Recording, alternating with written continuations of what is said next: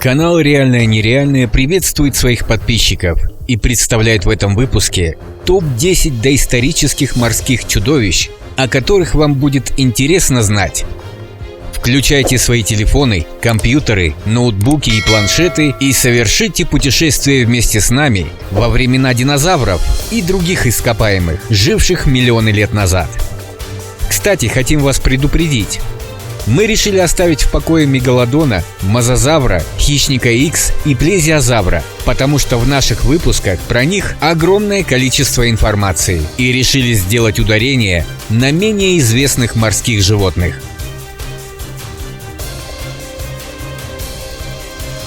На 10-м месте у нас нотозавр. Эти ящеры жили в триасовом периоде 247-200 миллионов лет назад. Достигали до 6 метров в длину. Ученые полагают, что одна из эволюционных ветвей нотозавров дала начало плезиозаврам. Питался данный вид рыбой и представлял собой, если не вершину пищевой цепи, то находился где-то поблизости. Обитали эти водные хищники на территории Европы и Азии. Их вид был достаточно распространен в свое время. Нотозавры были непревзойденными знатоками маскировки, и они могли незаметно подплыть к жертве и напасть на нее.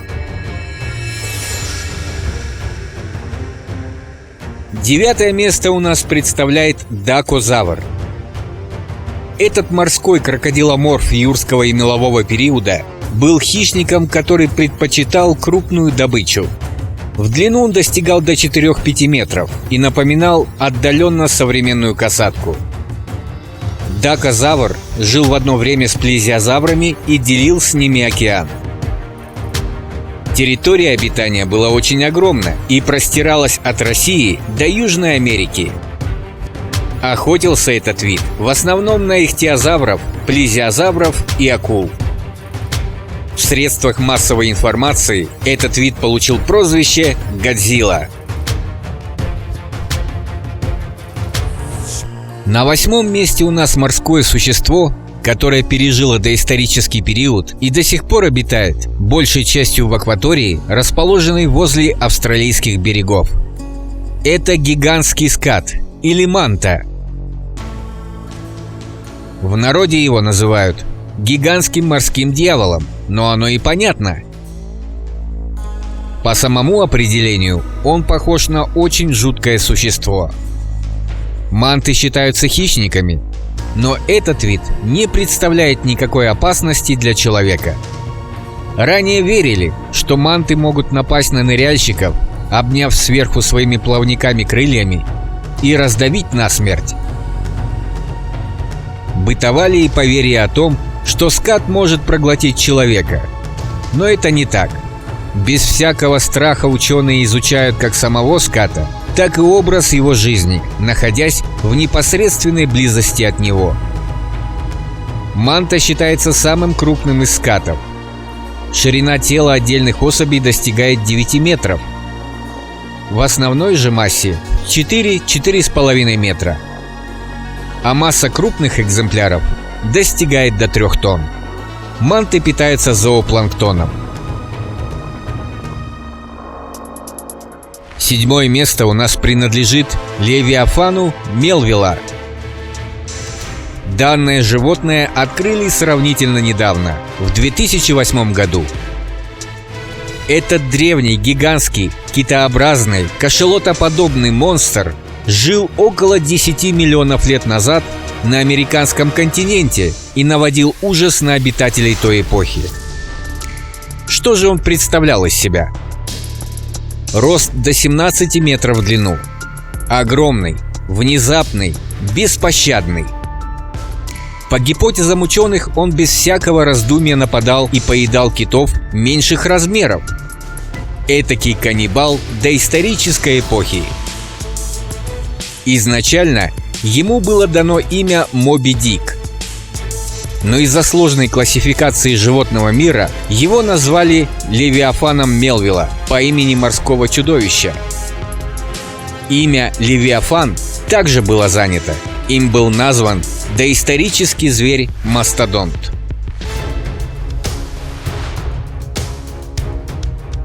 На шестом месте у нас геликоприон. Давайте подробнее рассмотрим это удивительное существо. Откуда у представителей плотнического и столярного дела появились дисковые пилы? Не исключено, что они скопировали эту деталь у самого геликоприона.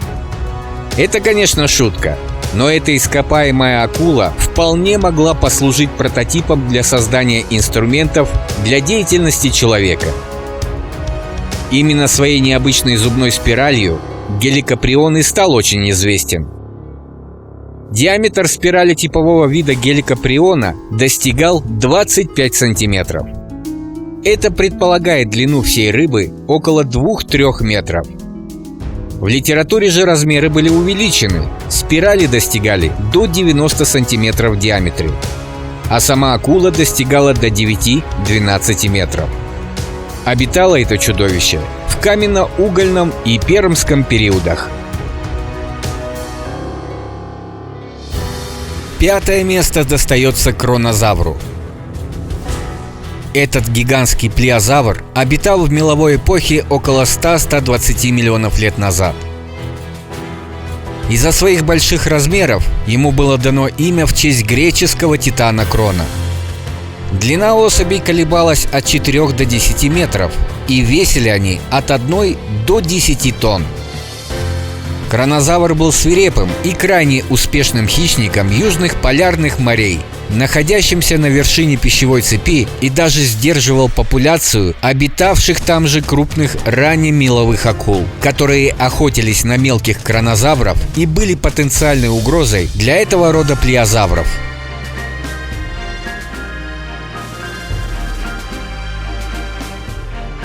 На четвертом месте у нас мауи-завр, что в переводе ящер Мауи, название территории в Новой Зеландии. Жил в позднемеловом периоде 83-66 миллионов лет назад в водах бассейна, где сейчас расположена Новая Зеландия. Это был крупнейший плезиозавр и, возможно, самая большая морская рептилия в новозеландских водах в то время.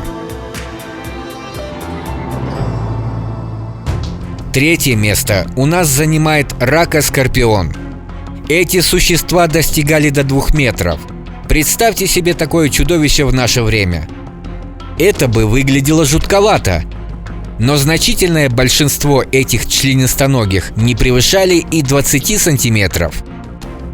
Ракоскорпионы существовали в течение всего палеозоя 510-248 миллионов лет назад.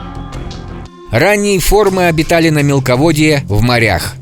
Около 300 миллионов лет назад большая часть перешла к жизни в пресной воде. Один из видов ракоскорпионов просто поражал своими огромными размерами. Самая крупная известная особь этого вида достигала рекордной для ракоскорпионов длины тела порядка 2,5 метров. Но рацион питания у всех ракоскорпионов был такой же, как и у современных раков. Они были падальщиками. Второе место достается базилозавру. Базилозавр в переводе с греческого «царственный» или «могущественный ящер». Средняя длина этих гигантов была 21 метр. Но бывали экземпляры покрупнее, до 25 метров. Обитали эти хищники 45-36 миллионов лет назад. Это животное было млекопитающим и дальним предком китов и касаток. Интересный факт, что ученые на останках этого древнего вида обнаружили не сформировавшиеся задние лапы, или точнее ноги, что доказывает то, как существа выходили из воды и постепенно становились из морских животных сухопутными. Также доказано, что это животное является млекопитающим, а не пресмыкающимся.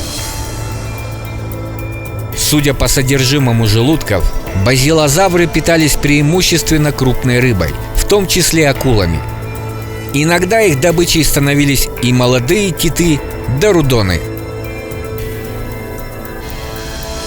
И на первом месте у нас литсихтис. Эта рыбка поражала своими гигантскими размерами. Взрослая особь могла достигать до 16,5 метров. При таких размерах Литсихтис не мог быть активным хищником. Как современные огромные китовые и гигантские акулы, он питался планктоном. Обитал Литсихтис в тропических морях современной Европы в юрском периоде, примерно 160 миллионов лет назад. Несмотря на огромные размеры, литсихтисы становились легкой добычей для хищников, но они были невероятно живучи. Даже будучи тяжело раненым, литсихтис еще дышал, и хищники съедали его живым. Вы посмотрели этот выпуск, и мы очень надеемся, что он вам понравился. Ставьте лайк и оставляйте свой комментарий. А чтобы не забыть посмотреть новое видео, нажмите на колокольчик, и он предупредит вас о выходе нового и интересного выпуска от канала «Реальное нереальное».